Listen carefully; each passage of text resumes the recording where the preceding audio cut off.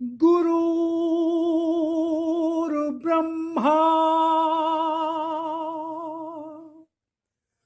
गुरुर्विष्णु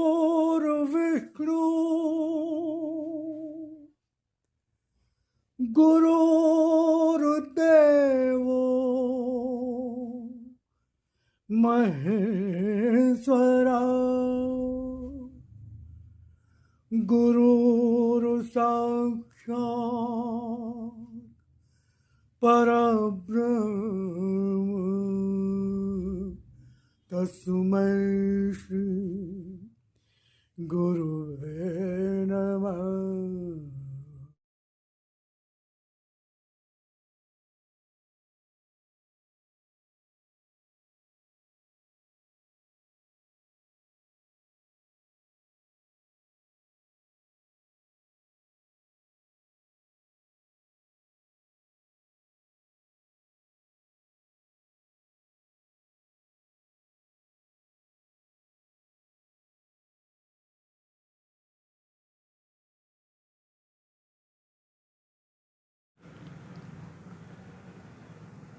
जयराम जी की ओम शिवाय नमस्कार। आशा करता हूँ ईश्वर कृपा से सपरिवार आप आनंद से होंगे। तो आनंद स्रोत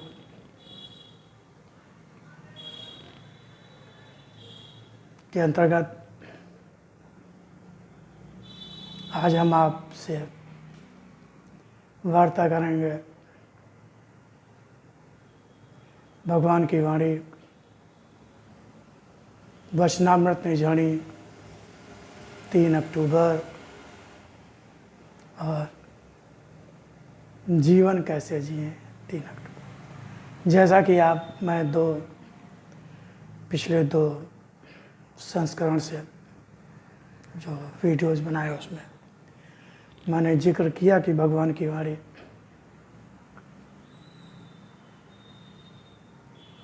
साक्षात ईश्वर की ही वाणी है। किसी इंसान के द्वारा, साधु संत महात्मा सिद्ध के द्वारा सोच विचार का चिंतन करके नहीं लिखा गया है, नहीं बोला गया है। ये साक्षात भगवान की वाणी है जो सोचाई लेखनी से परम पूज्य देवी माँ के माध्यम से निसृत हुई, प्रकट हुई। जैसे भगवान श्री कृष्ण ने अपनी गीता को कुरुक्षेत्र में अपने परम भक्त श्री अर्जुन को प्रदान की थी, श्रीमुख से निकली थी भगवान श्री कृष्ण की। वैसे ही ये भगवान की वाणी भी साक्षात भगवान की ही वाणी है। एक एक शब्द भगवान का ही है, किसी इंसान का नहीं कोई। तो इस भ्रम में मत फंसिएगा कि यार ये किसी इंसान ने, किसी ने भगवान के नाम से लिख पढ़ दिया होगा। कहना बताना मेरा काम है, भरोसा तो आपको करना होगा। लेकिन मुझे पूर्ण विश्वास है कि आप पूर्ण श्रद्धा विश्वास के साथ पूरे मन से एक एक शब्द को सुनेंगे तो मुझे ये कहने बताने की आवश्यकता नहीं पड़ेगी। आपकी अंतरात्मा स्वयं इस बात को का भरोसा देगी कि ये भगवान की वाणी ही है, उस परमात्मा शक्ति की वाणी, उस परमात्मा की वाणी है जिसने संपूर्ण सृष्टि को रचा, जो कण कण में व्याप्त है, हमारे आपके सब के अंदर आत्मा रूप में व्याप्त है। वही परमात्मा साक्षात इस भगवान की वाणी के माध्यम से हम आपसे सीधे बात कर रहा है, अपना ज्ञान दे रहा है, अपनी पहचान दे रहा है। भक्ति कैसे करें, उससे प्रेम कैसे करें, कैसे जीवन को आनंदित करें, कैसे सारी समस्याओं से, चिंताओं से मुक्त करें अपने जीवन को और इस संसार सागर से अपने को पार करें। तो सबसे पहले तो हमें ये सोचना होगा कि हमें भगवान की भक्ति करनी है कि नहीं करनी है। अगर भगवान की भक्ति करनी है, अगर आनंद चाहिए, अगर इन सारी चिंताओं से मुक्ति चाहिए, सुख दुख से मुक्ति चाहिए, झंझटों से मुक्ति चाहिए, आनंदमय जीवन चाहिए, तो भगवान की वाणी की शरण में आना पड़ेगा। हाँ, गीता भी है, रामायण भी है, वेद है, उपनिषद है, सब है और सब भगवान का ज्ञान ही है, इसमें कहीं कोई संशय नहीं है। लेकिन उनको समझने के लिए हमें किसी गुरु का सहारा लेना होता है, किसी सदगुरु का सहारा लेना होता है, किसी विद्वजन का सहारा लेना होता है। और आजकल के समय में उनको ढूंढना एक बहुत ही दुष्कर कार्य है, क्योंकि हमें पहचान नहीं है सदगुरु कैसा होना चाहिए। आजकल साधु वेश में, संतों के वेश में कुछ समय का प्रभाव है कि लोग व्यापार बना दिया हमारी भावनाओं का, शोषण और हमारी सरलता का, हमारे दुख का, कष्टों का लोग व्यापारिक स्तर पर उपयोग करने लगे। तो बहुत सी घटनाएं होती हैं। निश्चित रूप से मैं जानता हूँ कि सारे साधु साथ में गलत नहीं होते, कुछ होते हैं। एक मछली सारे तालाब को गंदा करती है, लेकिन जो सच्चे सिद्ध संत महात्मा होते हैं उनमें सबसे बड़ी बात ये होती है, अपनी वो महानता को प्रकट नहीं करते, अपने गुण को प्रकट नहीं करते, अपनी विद्वता को प्रकट नहीं करते, क्योंकि वो निरहंकारी होते हैं। वो उनमें कोई मोह माया नहीं होता है, कोई उपलब्धियों की चाह नहीं होती, उनको कोई प्रशंसा की चाह नहीं होती, सम्मान की चाह नहीं होती। वो साधारण हम आप जैसे ही हमारे आपके बीच में रहते हैं, लेकिन हम उनको पहचान नहीं पाते।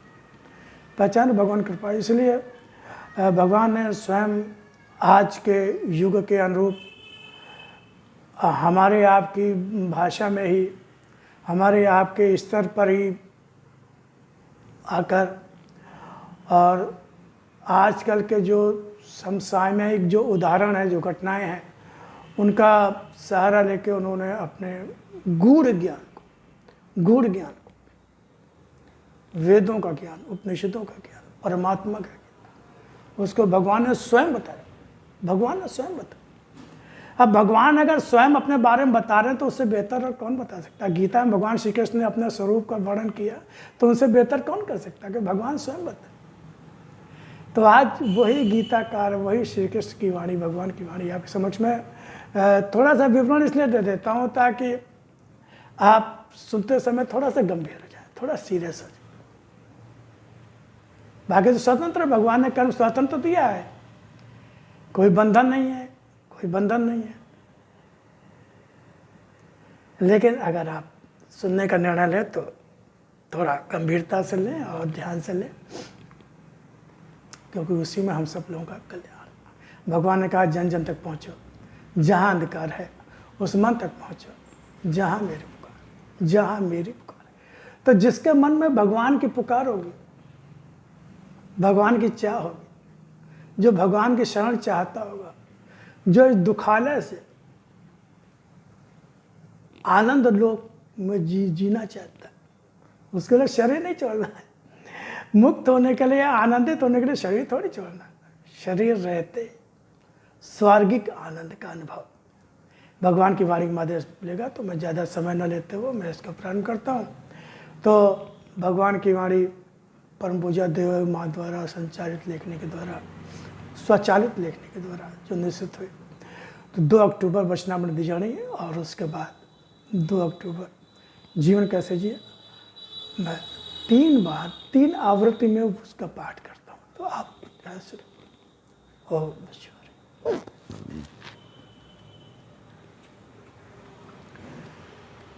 मैंने तुमसे तुम्हारी भावना से बंधा जीवन और जीवन के कर्मों को स्वीकारा है।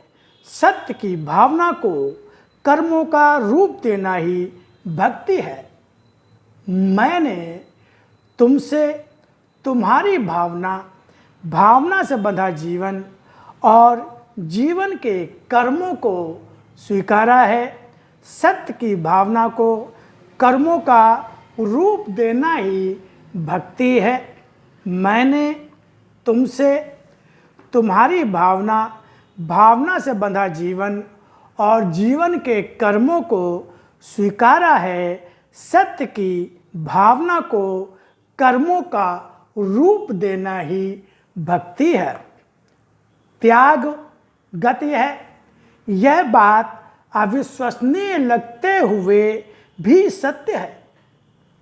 त्याग के अर्थ में तुम्हें हमेशा ही लगता है कि तुमसे कुछ छूट जाएगा, जबकि सांसारिक जीवन में जो त्याग करते हो वही तुमसे छूटता है।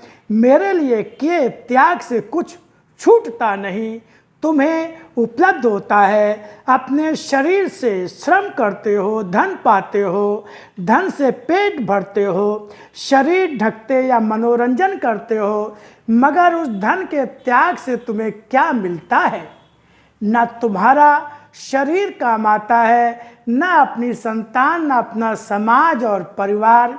जो तुम्हारे काम ना आ सके उसे छूटा हुआ ही जानो। भोजन बनाते हो, समय, तन की शक्ति और श्रम सभी कुछ व्यय होता है, मगर इसमें से तुम्हारे लिए क्या बचता है? कुछ भी तो नहीं।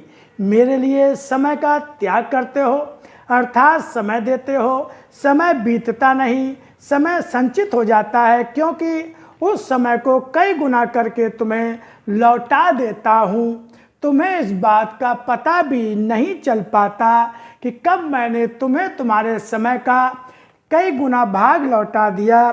ऐसे समय में पहचानना मेरे दिए हुए समय को, जब छूटने की कितनी बड़ी भी स्थिति आ जाते हुए भी तुम्हें वह प्राप्त हो जाए। मुझे दिया समय तुम्हें तुम्हारी इच्छानुसार ही लौटा दूंगा। मुझे उस समय में जो मेरे लिए किए अपने कर्म दोगे, तुम्हारे वे कर्म लेकर तुम्हें भाग्य के रूप में ऐसा संचय दूंगा जो तुम्हारे लिए सौभाग्य का रूप होगा। तन मन धन के रूप में जो त्याग करोगे मेरे लिए, वह तुम्हारे किए संचय के रूप में ही तुम्हें देने का विश्वास देता हूँ। मेरा विश्वास ही मेरे सत्य रूप में तुम्हें जीवन के लाभ के रूप में प्राप्त होगा। तन का जो भाग मेरे लिए जिया, वह तन कभी भी किसी भी रोग से टूट सके यह कभी संभव ही नहीं होगा। शरीर में रोग आए, हारना मत, क्योंकि तुम्हारे रोग संसार में मेरी शक्ति का वह दर्शन देंगे कि रोगों से मैं नहीं टूटता। और संसार के लिए तुम्हारा शरीर साधारण शरीर है, मगर शरीर दिखता हुआ भी वह शरीर साधारण नहीं है, क्योंकि उसमें मैं बसता हूँ। जहाँ मैं बसता हूँ वह शरीर जब तक मेरे लिए कर्म करता रहता है तभी तक रहता है। वह शरीर न टूटता है, न सड़ता है, न गलता है, न रूप बदलता है, न रूप और क्षमता का क्षय होता है। मैं तुम्हारा विश्वास हूँ, इसीलिए संसार के अन्य विश्वासों के पीछे भागो मत। तुम्हारा मुझे दिया विश्वास ही तुम्हें आधार देगा। त्याग गति है, यह बात अविश्वसनीय लगते हुए भी सत्य है। त्याग के अर्थ में तुम्हें हमेशा ही लगता है कि तुमसे कुछ छूट जाएगा, जबकि सांसारिक जीवन में जो त्याग करते हो वही तुमसे छूटता है। मेरे लिए किए त्याग से कुछ छूटता नहीं, तुम्हें उपलब्ध होता है। अपने शरीर से श्रम करते हो, धन पाते हो, धन से पेट भरते हो, शरीर ढकते या मनोरंजन करते हो, मगर उस धन के त्याग से तुम्हें क्या मिलता है? न तुम्हारा शरीर काम आता है, न अपनी संतान, न अपना समाज और परिवार।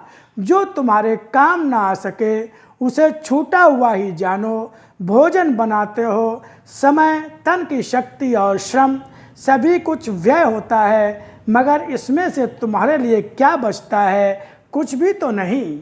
मेरे लिए समय का त्याग करते हो, अर्थात समय देते हो। समय बीतता नहीं, समय संचित हो जाता है, क्योंकि उस समय को कई गुना करके तुम्हें लौटा देता हूँ। तुम्हें इस बात का पता भी नहीं चल पाता कि कब मैंने तुम्हें तुम्हारे समय का कई गुना भाग लौटा दिया। ऐसे समय में पहचानना मेरे दिए हुए समय को, जब छूटने की कितनी बड़ी भी स्थिति आ जाते हुए भी तुम्हें वह प्राप्त हो जाए। मुझे दिया समय तुम्हें तुम्हारी इच्छानुसार ही लौटा दूंगा। मुझे उस समय में जो मेरे लिए किए अपने कर्म दोगे, तुम्हारे वे कर्म लेकर तुम्हारे भाग्य के रूप में ऐसा संचय दूंगा जो तुम्हारे सौभाग्य का रूप होगा। तन मन धन के रूप में जो त्याग करोगे मेरे लिए, वह तुम्हारे किए संचय के रूप में ही तुम्हें देने का विश्वास देता हूँ। मेरा विश्वास ही मेरे सत्य रूप में तुम्हें जीवन के लाभ के रूप में प्राप्त होगा। तन का जो भाग मेरे लिए जिया वह तन कभी भी किसी भी रोग से टूट सके या कभी संभव ही नहीं होगा। शरीर में रोग आए हारना मत, क्योंकि तुम्हारे रोग संसार मेरी शक्ति का वह दर्शन देंगे कि रोगों से मैं नहीं टूटता। और संसार के लिए तुम्हारा शरीर साधारण शरीर है, मगर शरीर दिखता हुआ भी वह शरीर साधारण नहीं है, क्योंकि उसमें मैं बसता हूँ।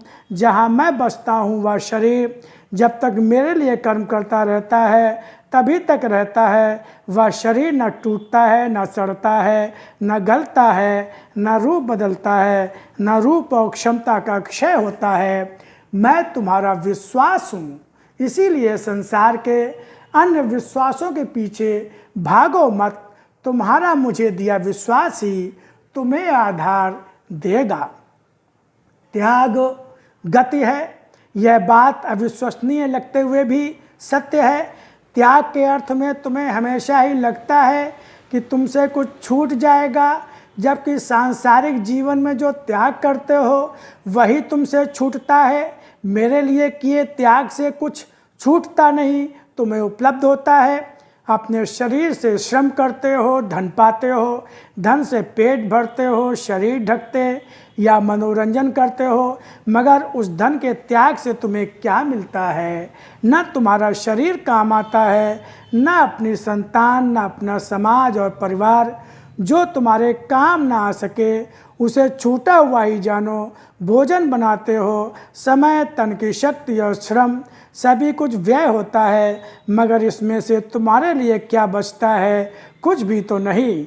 मेरे लिए समय का त्याग करते हो, अर्थात समय देते हो। समय बीतता नहीं, समय संचित हो जाता है, क्योंकि उस समय को कई गुना करके तुम्हें लौटा देता हूँ।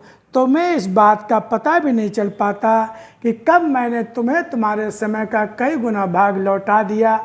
ऐसे समय में पहचानना, मेरे दिए हुए समय को जब छूटने की कितनी बड़ी भी स्थिति आ जाते हुए भी तुम्हें वह प्राप्त हो जाए, मुझे दिया समय तुम्हें तुम्हारी इच्छानुसार ही लौटा दूंगा। मुझे उस समय में जो मेरे लिए किए अपने कर्म दोगे, तुम्हारे वे कर्म लेकर तुम्हारे भाग्य के रूप में ऐसा संचय दूंगा जो तुम्हारे सौभाग्य का रूप होगा। तन मन धन के रूप में जो त्याग करोगे मेरे लिए, वह तुम्हारे किए संचय के रूप में ही तुम्हें देने का विश्वास देता हूँ। मेरा विश्वास ही मेरे सत्य रूप में तुम्हें जीवन के लाभ के रूप में प्राप्त होगा। तन का जो भाग मेरे लिए जिया वह तन कभी भी किसी भी रोग से टूट सके या कभी संभव ही नहीं होगा। शरीर में रोग आए हारना मत, क्योंकि तुम्हारे रोग संसार में मेरी शक्ति का वह दर्शन देंगे कि रोगों से मैं नहीं टूटता। और संसार के लिए तुम्हारा शरीर साधारण शरीर है, मगर शरीर दिखता हुआ भी वह शरीर साधारण नहीं है, क्योंकि उसमें मैं बसता हूँ। जहाँ मैं बसता हूँ वह शरीर जब तक मेरे लिए कर्म करता रहता है तभी तक रहता है। वह शरीर न टूटता है, न सड़ता है, न गलता है, न रूप बदलता है, न रूप और क्षमता का क्षय होता है। मैं तुम्हारा विश्वास हूँ, इसीलिए संसार के अन्य विश्वासों के पीछे भागो मत। तुम्हारा मुझे दिया विश्वास ही तुम्हें आधार देगा। तो ये भगवान की वाणी का वाचन, अक्षरशः वाणी का पाठ, मुझे पूर्ण विश्वास है अगर आपने इसे पूरे श्रद्धा विश्वास से पूरी निष्ठा के साथ ध्यान से सुना होगा तो निश्चित रूप से आपको अलौकिक आनंद और शांत और शक्ति का निश्चित रूप से अनुभव हुआ होगा।